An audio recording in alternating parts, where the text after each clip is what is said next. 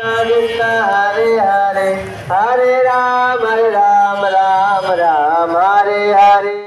ধর্ম যার যার, রাষ্ট্র সবার, এই স্লোগানে নওগাঁয় মহাবতার ভগবান শ্রীকৃষ্ণের জন্মাষ্টমী উৎসব যথাযোগ্য মর্যাদায় উদযাপন করা হয়েছে। নওগাঁ থেকে বিশেষ প্রতিনিধি সাইদুল ইসলাম হেলালের তথ্যচিত্রে থাকছে বিস্তারিত।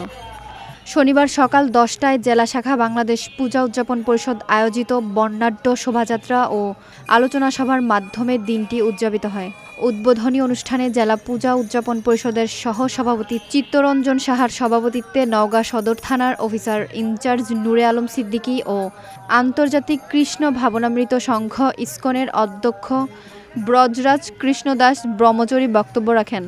এরপর সকাল 10টার দিকে শোভাযাত্রা শুরু হয়ে শহরের বিভিন্ন প্রধান সড়ক প্রদক্ষিণ করে শ্রী শ্রী রাধা গোবিন্দ জিউ ঠাকুরবাড়ি আখড়াবাড়ি মন্দির প্রাঙ্গণে এসে শেষ হয়।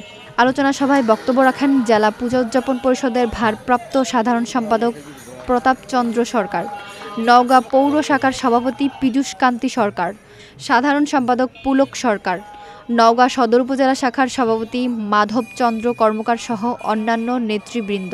শোভাযাত্রায় সহস্রাধিক হিন্দু ধর্মাবলম্বী নারী, পুরুষ, শিশু, কিশোর ও ভক্তবৃন্দ ঢাক, ঢোল ও নানা বাদ্যযন্ত্র সহ অংশগ্রহণ করেন।